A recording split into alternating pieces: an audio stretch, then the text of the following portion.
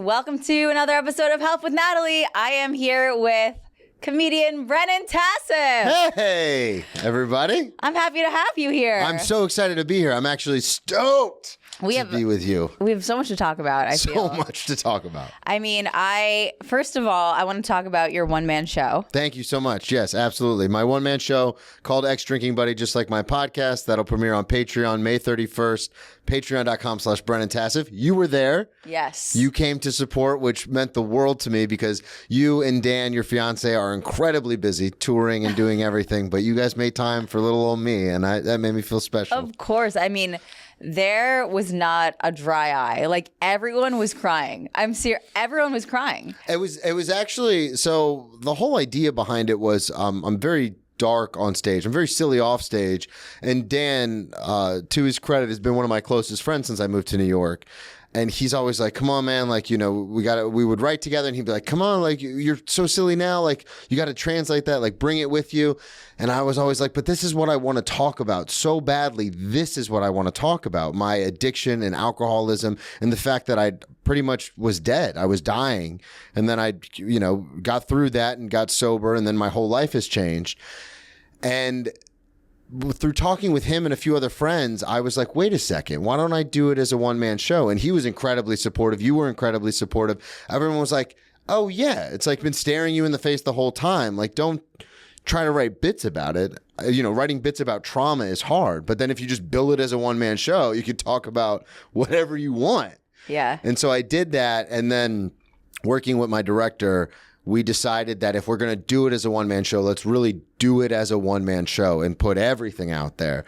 So there are parts that are incredibly sad, and it was an experience. I cry whenever I tell the stories. It's one of those things where it means a lot to me, but hopefully it means a lot to the people who watch it because, I've lost friends and, family. I've lost a lot of people to drugs and alcohol and addiction. And so the whole idea behind the show was like, if I can get sober, anyone can get sober. Like, because for a long time, I didn't think I could.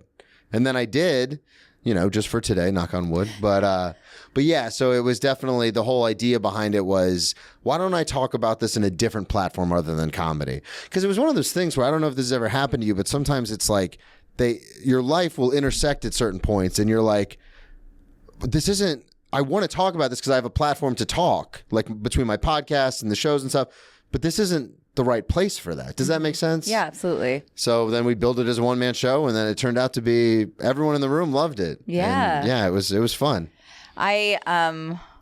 Just to give some background, so basically you had this wild journey to getting sober, least, yeah. And moving to New York. It's so admirable, the things that you pulled yourself out of. Mm-hmm. I mean, some things that stood out to me were, I feel like you had very clear imagery about really like losing everything, being in debt, kind of like isolating yourself among your friends.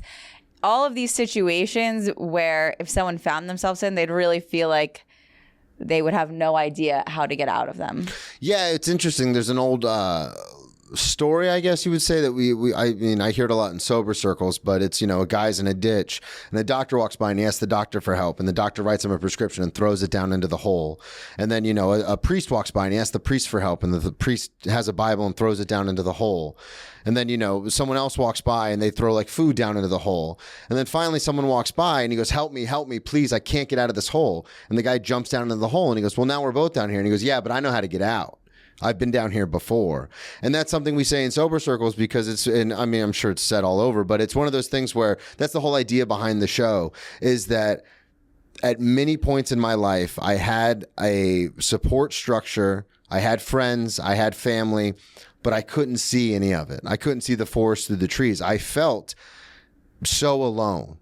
And it's interesting because I spoke with my twin sister after the show and she was crying and I asked her husband, I said, like, what's wrong? He's like, she's just so proud of you. And it made me realize, like, these people have been here this whole time, but my addiction, be it drugs or alcohol, was so entrenched that I couldn't see anything. I felt like I was alone and that no one would care if I lived or died. And that's a hard feeling to live with. And, I talk about it in the show, obviously. And at one point, my ex-fiance who was the love of my life, everything that I had worked for, I thought culminated in that moment. And then I couldn't stay sober. We met when I just got out of rehab, and we were together for a year. And then 2 weeks before my 1-year trip, I relapsed. And she stays with me through that. She bails me out of jail a few times, takes me to the hospital a few times, because she kept thinking, like, it was so good in that first year. I know he can get back there. I know he can get sober because I've seen him do it. And I just couldn't. And that was probably the point where I was like, oh, I'm destined to die this way. And that's when it kind of hit me, where I was like, I'm going to be that story that, my friends tell their friends about. Like, I knew this guy in high school and he loved to party, and then now he's dead. And I thought for sure that's where I was going. And hindsight, speaking to my family and my sponsor and other people, especially friends, comics and stuff like that, that's in Florida where I'm from. That's where everyone thought I was going. That was the thing. And now I'm in New York in this nice studio hanging out with one of my very close friends, like talking about it. And it's like, how did I even get here? Do you feel like I can think of a couple friends specifically that I think struggle with addiction and still haven't come out of it fully. And I think as a peer, it's hard because you feel a bit helpless. And I wanted to ask a couple questions. Like, one, what would your advice be for a friend trying to help someone else? And also, do you feel that you need to go to all the way to rock bottom in order to come out and get clean? Or do you feel like there would have been another way? So the first question is, and I tell people this all the time, I'm going through it with a family member of mine right now. I know I've gone through it with friends. Sobriety is for people who want it, not people who need it. And it's hard. It's very difficult because, like I said, the show, at the end of the show, through the credits and stuff, there's a little Marvel kind of sneak peek. It's one of my very close friends who's dead now. He died of a fentanyl overdose, but he was one of my closest friends, Tony Betts. And he would say things like, I'm going to get sober for my parents. I have to get sober for my parents. And then he would relapse. And then he got a girlfriend. He's like, I'm going to get sober for my girl. I love her to death. I'm going to get sober for her. And then he would relapse. And then she got pregnant and they had a son. And he goes, I'm going to get sober for my son. And then he died. And it's one of those things where I tell people this all the time. You have to get sober for you. I had to get sober for me. And that's the hardest thing to let go of. As a friend, as an outsider watching someone destroy their life, there's nothing you can do. And as someone who's gone through it and now is out on the other side, the old Shawshank Redemption quote, you crawled through half a mile of shit to come out clean on the other side. It's very difficult because sometimes I find these people and I want to shake them and go, just fucking listen to me. Like, I know. And I mean, case in point, Dan, when he was going through what he was going through, I was like, just listen to me, man. But as a friend and as someone who's been through it, I knew there was nothing I could do except the one thing I can do is be available for whenever they are ready. And, luckily that point came in that situation and he called me and we figured it out. And now, everything's going the way it's going for him. And there are people, though, that won't call. Like I said, I'm going through it now with someone in my family where it's just like, I so badly am like, just trust me, but they don't. It's either the smartest person in the room or they, it didn't work for them before. Or there's always these excuses. I had a hard life. I am troubled. And it's just like, yeah, like eventually one day you just have to take ownership and do it. That's what I had to do, at least. And so as a person watching someone destroy themselves from the outside, it's very difficult, but there is nothing you can do. That person has to decide that they want to get sober for themselves. And as far as the question about rock bottom, I can actually answer that from my own experience. Yes, absolutely. It was necessary for me to hit an absolute rock bottom. The problem with that is there's a very high probability that death comes with that, because that's where I was. And I talk about it in the show. I was in the hospital, IVs plugged into me all over my body, dying. And the doctor comes in and he's stunned that I'm awake, talking to my friend who was the one who saved me, rescued me. And he was like, this never happens. people never wake up from this. Like, you should be dead. And that was the moment. And I had so many times before that, Natalie, where I was crying to my sponsor, I want to get sober. I have to get sober. And then 3 weeks later, I'd forget. I'd relapse because everything would be fine. 6 months later, everything would be fine. I'd patch everything up and then I'd go back out because I didn't feel the pain enough. And I think those two things go hand in hand, is that it's necessary to hit that absolute rock bottom because you cannot give people your experience. Does that make sense? So like, in a case where it's a friend and you want them to get help and you know they need help and you try so hard to help them, they don't understand. I never understood it. I never got it because 3 weeks would go by, I'd get a new job, or I'd start working a couple more shifts because I've always worked in restaurants. So, you start making a little quick cash. You're all caught up on your bills. I overreacted. Yeah. This was stupid. I can have a couple of drinks with my friends. Like, this is dumb.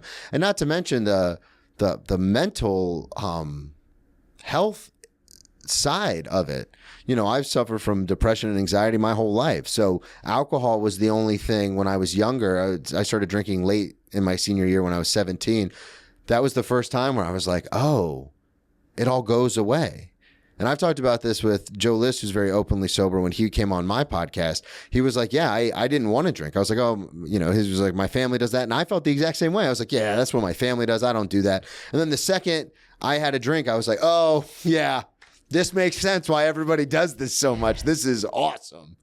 And so I had to hit that rock bottom. And I had horrible bottoms. When my ex-fiance left, I honestly thought that my life was over. She was my one and only someone. And it's very hard to explain that to people because in most instances, if you had a friend and they broke up with their girlfriend, you would say, I'm sorry, or not you, but the royal you would go, oh, I'm sorry, but life goes on, plenty of fish in the sea, move on. And it's so hard to explain to people where it's like, you don't get it. Like, you've never felt that way. And obviously you have it now because you're, engaged to marry Dan. And this is the best way I describe it is my twin sister will be like, well, she left, so there's nothing you can do about it. And I go, yeah, well, what if your husband left? And she goes, he would never do that. And I go, exactly. But that's exactly the point. It's like, in your head, you never think that could ever happen in a million years. And then it happens and you're like, oh, what the fuck do I do now?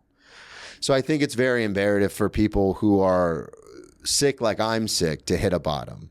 No, there's plenty of people who I see in the rooms who are like, I got drunk and texted my ex-girlfriend, and that's when I knew I had a problem. And I'm like, lucky son of a bitch. I wish that was my issue. I feel like if you had to give advice to yourself, what would you say now? So this is something that I've thought a lot about because I was always a loner. I didn't have a lot of friends growing up. So a lot of this is going to sound horrible, but a lot of the best advice I got as a kid was always from like movies and television and stuff. Mm-hmm. But then as I got older and I, got a sponsor and now I have a lot of friends that are sober and stuff too, it all comes back to the same idea of acceptance. So when I first got sober, this last time on my 30th birthday, the thing my sponsor would always tell me is, and this is a common thing, I've heard it before, but it's very simple, but it's, expect the worst, hope for the best, and it's going to fall probably somewhere right in the middle. And to elaborate on that, I heard in terms of life? Yeah, just whatever the situation is that I'm anxious about, that I'm freaking out about, that is the end of my world. Right. Hope for the best, but expect the worst, and it's going to fall somewhere in the middle. And that's something that has been very beneficial, whether it's bills or a show or the one-man show or stand-up in general. It's, you have to expect the worst because then nothing can faze you, whether it's on stage, off stage, work-related, doesn't matter. But you hope for the best outcome. You realize that there is a better outcome. There is a good outcome. And 9 times out of 10, in my experience, it normally falls in the middle. Sometimes it's the best. Sometimes you crush and you're like, damn, that went way better than I thought. And sometimes it's the worst. Sometimes I bomb and I go, man, that went way worse than I thought. But for the most part, it'll fall in the middle. And then something else that I heard, again, this is from a movie. It's 4th of July. It was a very good line, is everything's going to be okay. And even if it's not, that's okay too. Yeah. Which again, just goes back to acceptance, which I have when I first came into the rooms in 2013, I had the hardest time with, because I am a very eye for an eye, blood for blood kind of person, where it's like, if you screw me, then you deserve to get screwed. Like, that's not fair. Right. So acceptance was always very difficult for me in my sobriety, because people would be like, oh, you know, that happens. Shit happens. And you're like, no, that's not supposed to happen like this. It is hard to deal with the fact that, you know, sometimes there's no consequences to someone causing harm to you or someone that you care about. But it is true, the cliche thing of like, anger only hurts you, which is...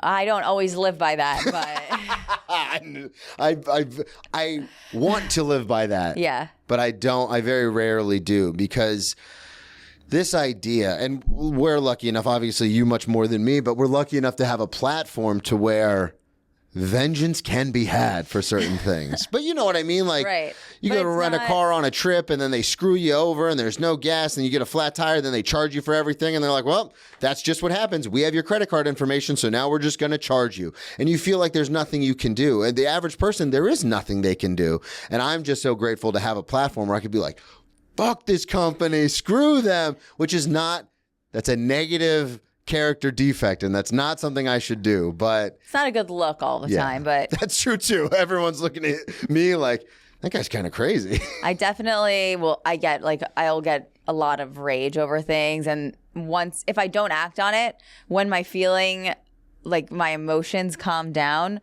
then I'm like, oh, nothing's actually wrong. Like, I almost feel like my body is alerting me that like things are wrong everywhere. I definitely catastrophize things, and then once it passes and you don't act on it, you're like, oh, nothing happened. It's okay. Yeah, the world didn't end. This is something that was said to me years ago, and it's very drastic, but it helps me in a lot of those times is, hey, someone's not going to knock on your door and shoot you in the face. And to the audience listening, they're probably like, oh, that's pretty intense. But for me, as intense as I am, that's something, it has to be like that for it to register. We're like, for instance, for instance, you know, I get paid weekly at the restaurant, and if I have a bad week, I think, oh, well, you know, rent's not due for another 2 weeks, but now I'm not going to be able to make rent because I couldn't make I didn't make as much as I thought I was going to make, and then I'm going to get kicked out of my apartment, then I'm going to be homeless, and then like I'll be telling someone this, and they go, hey, like, relax. Like, not someone's, because you had a bad week at work, no one's going to knock on your door and when you open it, blast you in the face. Right. Like, it's gonna be fine. Like, not everyone's out to get you. Yeah, like, and the world's not going to cave in on itself. And you put it so plainly, but so true, is if I can just let that moment pass, like that freak out, a lot of times I'm like, oh yeah, like, I'm fine. Like, I've got, like, everything's going to be okay. Yeah. It's...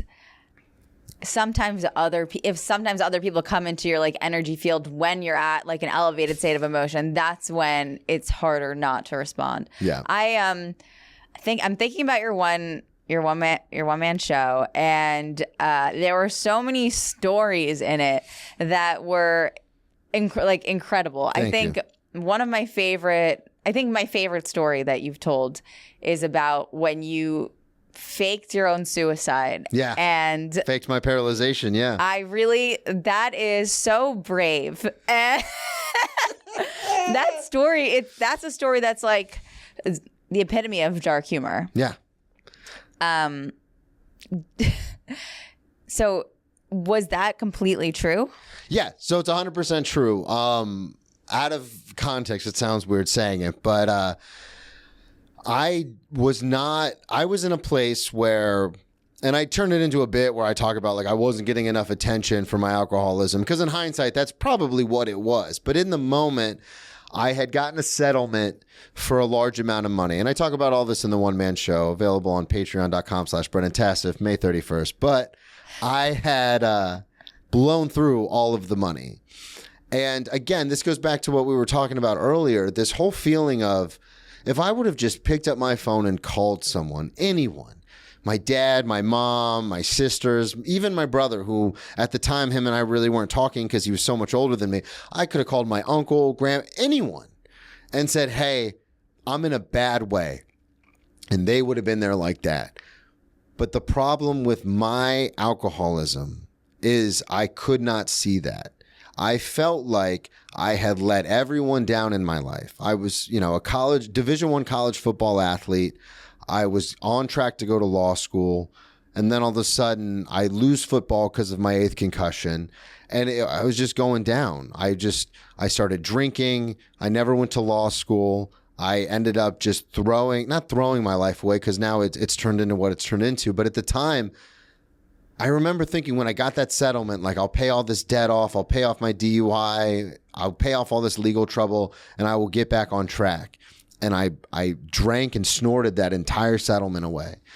And I remember I was standing on my balcony, because I had been admitted when I was 17 for an attempted suicide. It's something, I don't really like to talk about, because it's one of those things where I think when you're as anxious as I was and as depressed as I was, it's kind of like, that's what happens to those kids. That's what we do. But I got older and I was like, oh no, that wasn't the right answer. That wasn't the right way. Thank God, my mom did what she did, and I came out of it. So then fast forward, I'm 22, blow through all this money. And it's not like it was about $30,000. So I'm not talking like $1 million, but it was still, I'm living in Daytona Beach. You could set yourself up in Daytona for 30 grand. But I blow through all that money, and I was standing on my balcony, and I didn't know what to do. I was so sad, but having gone through the experiences I had gone through earlier in my life with the attempted suicide and death in general, I was like, I don't want to die. Like, I know that about myself. I don't want to die. But I was like, I need something. I need someone to help me. Anyone to help me. And I played sports my whole life. So I was like, well, if I were to fall from this balcony and land on my back, someone would have to come and get me. But then I was like, I'm not going to jump. That's stupid. So I walked down the stairs and I laid down on the floor and I called 911 from my cell phone. And I said, help, I've fallen from my balcony and I am paralyzed. And the 911 dispatch was like, excuse me? And I gave him my address and I was like, I'm here. I've fallen off of my 2nd-story balcony. I can't move. I'm paralyzed. Like, send help. And again, in hindsight, it was probably because I just wanted the attention. But I think in the moment, I just so severely just wanted someone to act like they gave a shit, which again is ironic because I had so many people in my life who did give a shit, but I didn't reach out to. So they stopped reaching out to me. If someone says they can't hang out enough, you're going to be like, well, I'm not going to call them anymore. Right. So I did it to myself. I cocooned myself in this isolation on purpose and then got upset when it worked.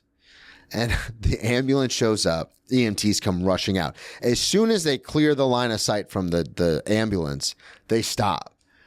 And they just kind of stop and look at me. And I say it in the show, but it's true that the guy who was driving goes, hey, man, we do this for a living.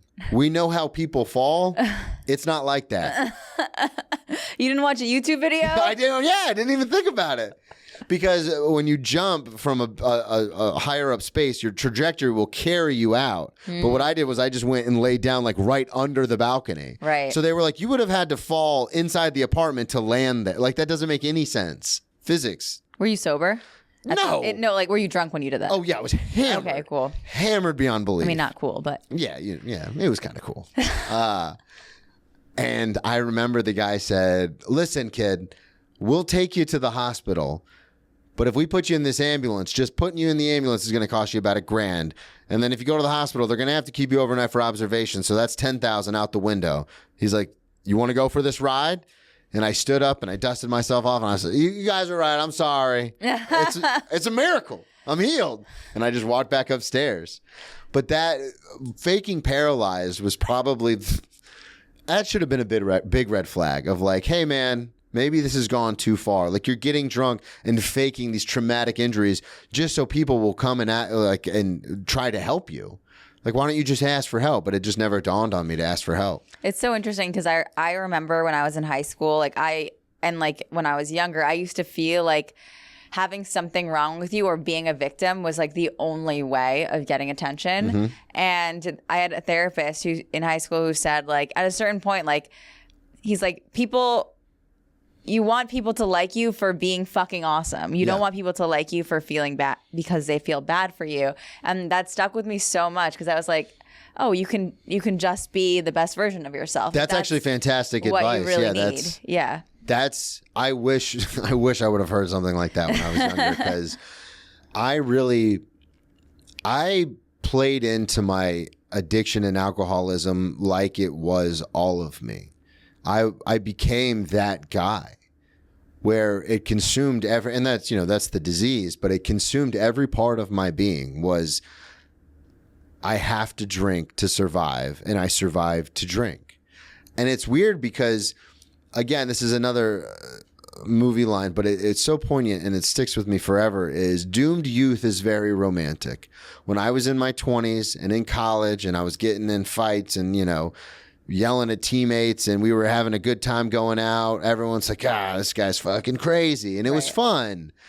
But then as I got older, doomed middle age was just sad. Yeah. Because eventually, like you said, you get to the point where it's like, you don't want to be that. And I'm dealing with that right now with someone else that I care about a lot. But it's like, I don't want you to have to be that person where every time, we talk, something's wrong or something's the matter. Like, I hate that for anybody. Like, just like you said, live the best version of your life. And because that's the craziest thing, being sober now and having friends like you and Dan and Emma and all these people. It's like, oh, I'm just being me. And this is pretty cool. Yeah, this is pretty awesome. What do you feel like, because I think there's a lot to gain from your story from people that don't struggle with addiction. Mm-hmm. Like, what is your message for those people? Because it's pretty straightforward if your habits align with your past self. But what do you think about that? About just people who don't have any kind of... Yeah, like what do you think those people can gain from hearing your story? Oh, 100%. So everybody is touched by this thing. Whether you are an addict or an alcoholic or not, everyone knows someone who has gone through this. Whether it's everyone knows someone who's gotten a DUI or struggles, or to the more, like some of the people that we know that, we were talking about earlier, where it's kind of like you want them to get help because these are the people who need the help, but they just won't get it. And so I think the story goes a long way in showing not only that if you were in the situation that I was in, or any kind of situation like that there is hope. And that's how I end the show. I say the line, it's for hope, because in the beginning I had so little of it. And that's the whole point of the show. But also for people who know someone or have a family member who's gone through this, or even someone where it's not seen as a taboo addiction, but it's still something they struggle with, whether it's eating, because that's a huge thing. And it's just accepted in the culture. It's like, yeah, people eat, and we're Americans, and that's what we do is we eat. But some people eat their feelings. I know I do that. That's why I go to the gym 6 days a week. And that's why, in New York, I run around everywhere, because, it's a replacement thing with the alcohol. I eat a lot. But whether it's people who struggle with any sort of thing that has control of their life, or even if they're just regular people, they know someone who's struggling. Whether it's they had to bury a friend or a family member, or there's that guy at work that just can't get their shit together and is fucking it up for everybody else.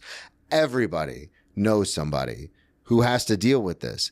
And I think what the show can do for normal people, I guess, I hate that word, but for people who don't struggle with addiction, is it can show them that there is hope for the people in their lives that might struggle with it. Because I went to rehab and detox and lived in a halfway house for a long time. So knowing as many people as I know who have gone in and out of the system of sobriety and AA and all that kind of stuff, it's astounding how many parents, how many employers, parents just give up. Because they're like, oh, we checked him into a couple rehabs. None of those worked. Like, I guess this is just who they are. And it's like, it doesn't have to be like, yeah, it's a struggle and there's a lot to it. But I think seeing my story and watching the show, it can open people's eyes to like, it doesn't have to be like this. Right. What do you feel like they could do though? Because I feel like we also talked about, other than making yourself available, what does like a parent do in that situation? Well, so that's the double-edged sword of it, is watching the show, it could give anybody hope that, oh, this can get better. But then your hands are tied because there's nothing you can do. So I think at the end of the day, it's a tough spot to be in because as a person of action, obviously getting sober, moving to New York, pursuing stand-up, doing the show entirely by myself, all self-funded and everything, I am a person of action. And I think that has a lot to do with being on the precipice of death. You realize how short life is. And I'm like, you know, my ex used to be like, oh, let's just like chill today. Let's just like sit around and like hang out at the house. And I'd be like, no, like we got to go. Like we got stuff to do. And those are just two different lifestyles. But I think in my head, a lot of it has to do with, you know, staring death in the face, being like, I don't have that much time, 24 hours in a day, like fit as much in as we can. So as a person like that, it is very difficult to sit here and say to anybody listening or to you, you know, watching the show will give you hope that they can get better, but there's nothing you can do about it. And it pains me to say that, but that's the truth. Do you feel like...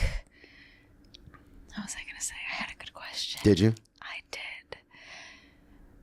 Yeah. I was thinking a lot about like, so I actually don't really like alcohol. I mean, I haven't drank since the first day me and Dan were together, since September. Solidarity. I know. We talked about that on my show. Yeah, but I was very into alcohol in high school, like very into partying in high school, but college, I definitely calmed down. And then I'm just very sensitive to it. Like I get sick very easily. Yeah. But I kind of want to touch on this thing that I think people feel uncomfortable when they're drinking and someone else is sober. Like, yeah, I think they do. Like I was on stage and someone offered, or I was at a show, someone offered like a drink and you're like, oh, I don't drink. And they're like, oh my God, I'm so sorry. Yep. And they feel so uncomfortable. Or if you're dating someone and they drink, or I've had old roommates that were sober that didn't want alcohol in the house. Like what's your take on how awkward people can get around sobriety? I think it's hilarious because of... And this goes hand in hand with exactly what we were talking about earlier. I don't know if you did that on purpose, but this is a perfect blending of the two ideas. I hit such a bottom that when I came out of it, you know, thank goodness came out of it because, like I said, I shouldn't have. That I wanted nothing. I had no desire. That's the best way to put it. I had no desire to drink in that moment. And thank God, or whatever you want to say, that I have no desire to drink at this moment right now. Now, I can't speak for tomorrow, but right now I have no desire to drink. And that's what the bottom does for me. That's what it did. It completely removed this obsession over alcohol. As I said earlier, I survived to drink and I drank to survive. And that was gone. It was just gone. And I think it's hilarious when people get so worked up that when I say I'm sober. Because I'm like, I do it. I've literally been in the back of an Uber, you know who you are, with a buddy of mine who's doing coke. Yeah. And I'm just like, all right, bro, like, do you? If we get pulled over, I'm not taking the dime for anybody. I've already gone to jail. Like I've been arrested 8 times. I'm not taking the heat for any of this, but do what you do. And it's so interesting because recently single, and I was on those apps and stuff, and I would go out on dates with people, and they would get very, very awkward about when I say I'm sober. Because there is a difference, too, between saying I don't drink and I'm sober. When I say sober with the hard ER at the end, sober, people are like, whoa, because that comes with a lot of baggage with it. Just the word comes with all these preconceived notions and all this taboo language and stuff. But I have no issue at all with alcohol being around me. I work in a freaking steakhouse, for God's sakes. Like I serve wine constantly. We do tastings. Obviously I don't taste it, but I smell it. You know, I get the tasting notes and everything.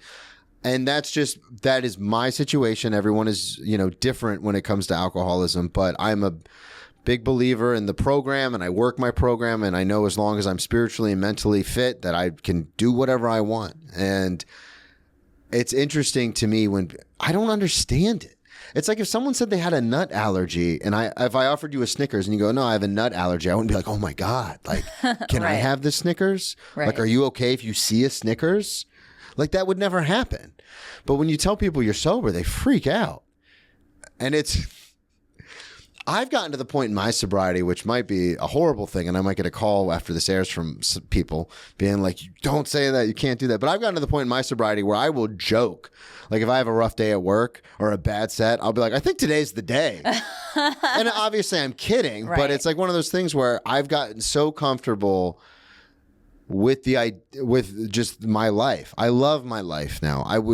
I am so happy that everything that happened because I am in such a place now. And again, I could be eating these words in 6 months, but right now, today, I'm in such a place where honestly, people could walk in here right now, hammered out of their mind, doing cocaine, and I'd be like, yeah, you fucking do you. But it doesn't bother me. I don't understand. Like I said, it goes back to the nut allergy thing. Like, I don't understand society's. I mean, I guess I get it because there are people who are not ready to get sober, but they white knuckle it or they force themselves to get sober, whether it's for work or family or something, and they're going to fall off. That was me. I fell off. I tried to get sober for my ex and I couldn't, my ex-fiance, and I couldn't do it. So I guess the people who are very sensitive about it, like, oh, you can't have it around me, I can't be around it, those are people who just haven't, again, goes back to acceptance, haven't accepted the idea that like this is their life now. What do you, I guess 2 questions. One, what do you say to people that feel an aversion to AA because of the God aspect of it? I think that a lot of people that I've met, just because we live in a very liberal city, we do. are like very opposed to AA because it does have a religious background. I just had this conversation earlier today with somebody. So in AA, there's a lot of talk of God, and it's in a lot of the literature. For the people I sponsor, and I have a sponsor, and what he told me and what I tell the people I sponsor is the idea is not of a guy with a big white beard in the clouds. That's not the idea. The idea is believing in something that's bigger than yourself. You can call that the universe. You can call that the meetings. I know a lot of people who are like, my higher power is the group, the fellowship, the AA itself, doing it for not myself, but for others. All it is it's believing in it doesn't matter. So this is what I always say. It doesn't matter what you believe in. Just believe in it. I don't care what it is. Just not you, not me. I can't rely solely on me because this is what it got me. So the whole idea of God, and I am totally 100% on board with you when you say there's a huge aversion to it. I see it all the time.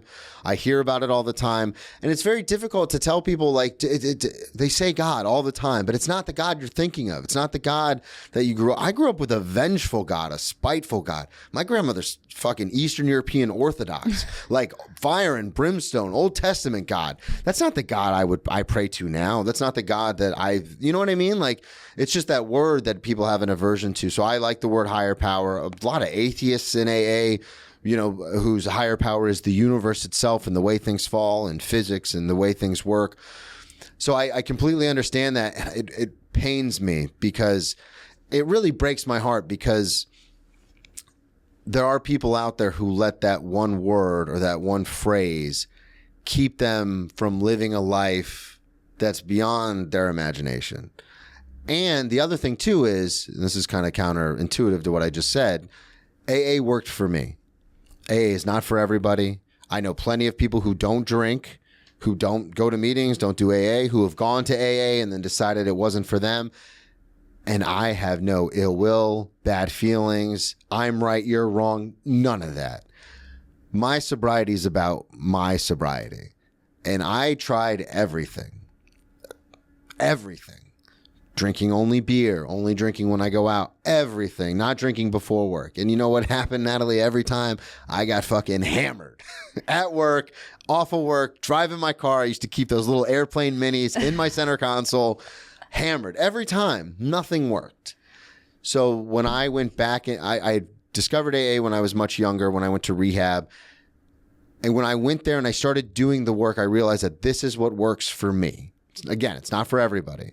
And I have no ill will towards people who get sober or who don't drink, because like I said, there is that difference between don't drink and sober. I have no ill will towards those people who don't do AA. So you mentioned, I'm just skipping to my next question. Yeah. That was a great answer. You mentioned that you've been to jail 8 times. Yes. I feel that I've been arrested 8 times. Yeah. You've been to jail. I've been arrested 8 times. I've been brought to jail 6 times. I've been fully booked and stayed for long-term periods 4 times. What was the longest period? 3.5 months. So I feel that it's a very taboo. That's a very, very taboo subject that people are so afraid of asking about and touching on. Like, if I talk about it in the show too. Yeah, what do you have to say about your like experience, and what do you think people don't know about people that are experiencing those things? So this is, and this is kind of my go-to state, because when you say 8 times, people, and I've got so many bits on it, and it's 20 minutes of material, but it's the truth. If you get arrested one time, you think my life is over. The first time I got arrested, I thought my life is over. This is the end of the line. And then I got released the next day and went to court, and it was over with. And I was like, oh, that wasn't so bad. The second and third time, it's still nerve-wracking, but it's not as bad. The fourth through whatever else, you're like, okay, business as usual. Here we go. I know the drill. Let's just get it done. The thing is, a couple of things. One, jail is not like, not all jail. From my experience, again, I can only speak to what I went through, but from my experience, being in getting arrested in 3 different counties, going into 4 different jails, 5 or 6 actually, if you include the transpo, because we had to spend the night in certain jails. My experience is jail is not the Shawshank Redemption. Jail is not Oz. Prisons, max shacks are different. Those are when people are sentenced to 20, 30, 40, 50 years, life, violent offenders, people who are capable of horrific things. That's where they send those people. They're called maximum security prisons. So jail has to be maximum security because it's housing people on trial, but it's still not, it's not as bad as you think. It's very New York. What do you mean? If you look like you're easily victimized, you're going to be a victim. And if you look like you can hold your own, or you've got your wits about you, you might get tried once in a while, but most part, people will leave you alone. It's just like walking around the city. You see all these, mentally unstable people, and there's people who are just looking for fights. There's people who just want you to give them money. You run into a lot of these different kind of individuals living in New York. And like I said, if you got your wits about you and you're cognizant and you're coherent and you're paying attention, you can normally get around pretty easily. It's the same thing in jail. But if you look like you're going to be a victim, you're going to be a victim. If you're all scared and you're fearful and you're nervous and you're worried, people are going to take your shit. In terms of spending 3.5 months there, did that affect the way you lived your life afterwards? Were you like, I do not want to return? Or I'm going to be honest with you, and this is something that's not a popular opinion. Being in jail for that amount of time was the least amount of anxiety I've ever felt in my entire life. Really? Because once the doors close behind you, there is nothing you can do about it. Rent, bills, a job.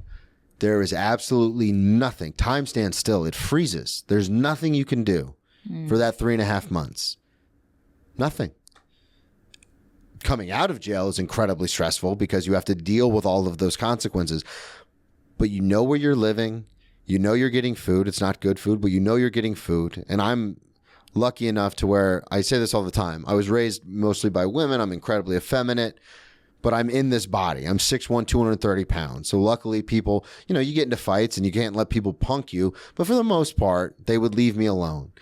It was the most, other than the few fights, it was the most relaxed I've been in my entire life. You didn't feel like a fear of fights or anything? I did when I first got there. Yeah, right. When I first went in. But then once you get the routine, you realize as long as you don't disrespect other people and you don't let anyone disrespect you. It's not like a going to bed, clutching your pillow. You don't get pillows, but clutching your sheets every night, thinking I wonder what's going to happen tomorrow. Right. And again, I was fortunate. I was in a trustee dorm because when you get sentenced, they make you work for the jail. So you go to this certain wing of the dorms where everyone's just trying to do their time and go home. So there's not a lot of craziness going on. And people get so mad at me when I say that because they're like, jail's bad, jail. And it is bad. It's terrible. Your whole life falls apart. Outside, my life was crumbling to the ground. But while I'm incarcerated, this is what I have. This is what I have to deal with. And yeah, there are times, just like in real life, where your anxiety will spike because, someone will say something. And you go, well, I can't let them say that. I can't let them get away with that. Here we go. But Natalie, every Sunday we would go in the TV room and watch The Walking Dead together. I would talk to some of these guys because it was in South Florida. A lot of them played high school football. We talk about all the friends we knew. And I played college football in South Florida, that played in the NFL. Or, oh my God, this guy could have made. We played poker twice a week. It was I miss it sometimes. No, it was definitely don't. But it was definitely one of those times where you think it's going to be this horrific experience, and then you go there. And luckily, I am fortunate and blessed to have always been funny. I have comedy. You can make people laugh. You can make people do whatever you want.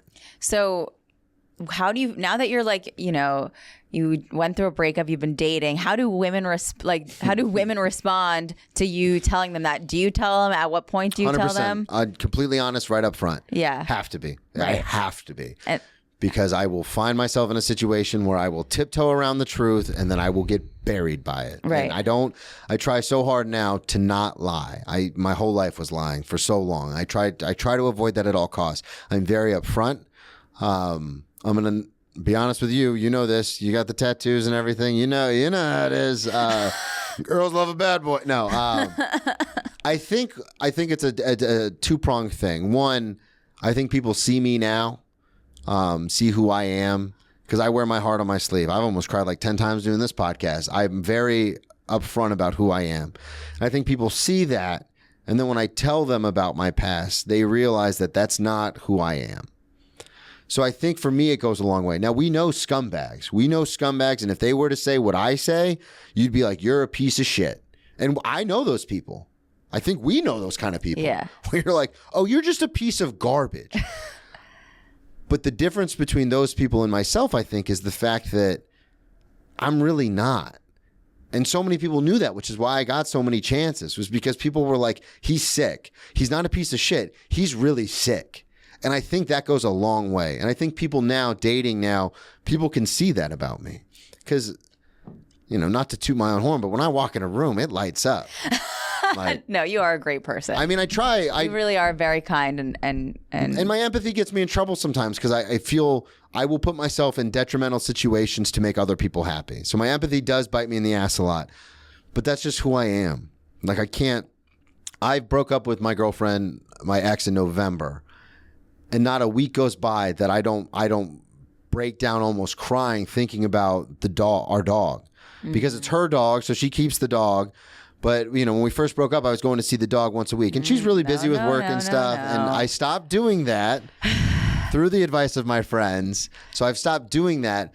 But not like a week goes by where I'll see like dogs at the dog park and I get like choked up. Okay, you need a new dog. I know, but that's beside the point. But you know what I'm saying is like it's the empathy of like. It's very hard to. So, and I mean, that gets me in trouble sometimes. But with the dating thing, to go just put a pin in that, the whole idea is like, I think they hear the stories and they go, oh, that's not the person I'm talking to. Right. So they enjoy it. It's almost like entertainment. You're like a movie. All right. Movie. I could talk to you forever. And to anyone that's interested, please go check out Brennan's one-man show. Yeah, patreon.com/Brennan Tasseff. Can I just say something very quickly? Very quickly. Natalie has been instrumental in the process of this one-man show because when I did it, I saw you the next day at the stand, and everyone was very supportive, and I love everybody very much. But you, with the following you have, and I respect you so much, you came up to me and you said, Brennan, and I don't even know if you remember this, you said, Brennan, this is your thing. And I said, what are you talking about? You go, we all have our thing that we do. This is your thing. And I said, but I want to do stand-up. You go, no. This. I went to that show. This is your thing. And that is something that has propelled me, even with the paying for everything myself and doing all this stuff, trying to figure it out on my own. That is in the back of my head. That's always been in the back of my head since you said that months and months ago is, oh no, this is going to be my thing. I do believe that you're meant. Thank you. Of course. I believe that you're meant to help people. I think that you have a gift for that. Thank you. For storytelling, and I think your story can speak to so many people. There's that. I love the photo John and his camera took of I'm standing up in the audience. Yeah. All right. We're going to pull a tarot card. Okay. For you. Not death. Please, not death. Do you want to shuffle the deck? Yeah. But I really I didn't see the fact that you did a second show right after the first one. It was taxing. We were like, how is he going to put himself through this emotionally? This is. Luckily, I had a lot of friends come to the second show from like work and stuff, so they came in like double fisting drinks, and I was like, oh, this is a party now. This is going to be a party. I was like, after we walked out and I looked at Dan, I was like, want to get a drink? As a joke. But shoot, I almost needed a drink after the second one. All right. Let's see. What do we have here? The Page of Wands. And this deck is from friend of the show, Justin. He gave me this deck in Charleston. So thank you very much. This is Garbage Pail Kids? Yes, it is. Justin, shouts out, man. The Page of Wands. All right. I'm going to read it. That's not a common card? I am learning, Brennan. Oh, okay. Is it? I read it every time. I feel like, no, I don't know exactly what this card means. Page of Wands. Potato chip. The Page of Wands is a creative novice as charming as potato chip. Is that how you say it? Novice? Novice. I'm not smart. I'm not a creative novice. I've been doing... No, I'm just kidding. You're full of inspiration. Your adaptability creates all sorts of unique possibilities. You can be anything you want to be. A French fry, potato soup, potato pancakes. You can do anything and be anyone you want to be. Now's the time to let your imagination run wild. Your dreams will soon take root and sprout up into something tangible. Wow. That's how a great apropos. Card. Wow. Especially after I literally just told the story about how I was like, I want to do stand-up. And you're like, this is your thing. Like, and then you pull the card about pivoting, being anything I want to be. Yeah. I think there were a lot of very funny moments in your one-man show that the moments to me that were very funny were the ones where you didn't expect, you were just like taking a break from the script and you were just being honest and being you. And it wasn't always even intentional. And it was like these breaks of tension, because that's what comedy is. Like you coming back and being like, all right, this is going to be a lot, guys. Like all of that stuff. And the way when you broke the fourth wall, it kind of relaxed people and allowed them to laugh, I thought was like a really beautiful use of comedy. Thank you. And I actually had someone say to me who she does a one-person show, and because I told her, because we were at a comedy show together, we were both on the lineup, and she goes, yeah, I'm touring my show. It got me out of my job. Like, this is what I do. This is my, and I said, yeah, but don't, the same thing we talked about where I was like, yeah, but stand up. She goes, Brennan, listen, I'm still doing comedy. It's not traditional stand up, but my show, while it's sad at points, is fucking funny at points. That's comedy. That is comedy. And I was like, yeah, I guess you guys are right. I mean, you have to think of it like you're going to be here for a while. We're all going to be here for a while. This is what we want to do. And by here, I mean in entertainment, in this industry. So you just have to be. Well, the story has to be told. I have to be the one to tell it. I feel like, I don't want that to sound grandiose or anything. No. But the reason it came to pass was because whenever I would tell people just little things about my past, they would go, I cannot believe that. And it happened so often that I was like, oh, I have to tell this. Like, I have to. I've lost too many friends. I've buried too many like roommates and friends and people that I love. I was like, I have to tell this story because there's a light at the end of the tunnel. I like that. Well, anything else you want to add? No. At Brennan T Comedy on all social media, BrennanTComedy.com. Just check out the show. If you know anybody who's struggling, or if you yourself are struggling, always reach out. DM me, anything like that. Like I said, I'm here to be of service to my fellow humankind. So your show, it comes out on Patreon May 31st, but if you subscribe today, you'll get notified. Yeah, absolutely. And you'll have access to all the bonus content for my podcast by the same name, Your Ex-Drinking Buddy. Natalie has been a guest, Emma Willman, Dan Lamort, Josh Adam Myers. I've had all sorts of people on. Joe List just came on, Michael Rowland. I'm just naming all my friends that are past at major clubs that have been on. But yeah, so I have a podcast called Ex-Drinking Buddy where I have guests come on and they talk about their best and worst drinking, drug, partying, and getting in trouble stories. So yeah, if you go to patreon.com/Brennan Tasseff, you'll have discounted access to my merch. You'll have early access to all the Ex-Drinking Buddy podcast episodes, and you will have the first look at Ex-Drinking Buddy, the one-man show, a comic's look at life, near death, recovery, and redemption. I love it. And subscribe to my Patreon, patreon.com/Natalie Cuomo. Just a lot of random shit. Texts that I would send friends if I had them. It's not a lie. And monthly Zoom hangs. So check it out. Patreon.com/Natalie Cuomo. YouTube.com/Natalie Cuomo. We'll see you next week. Bye. Bye.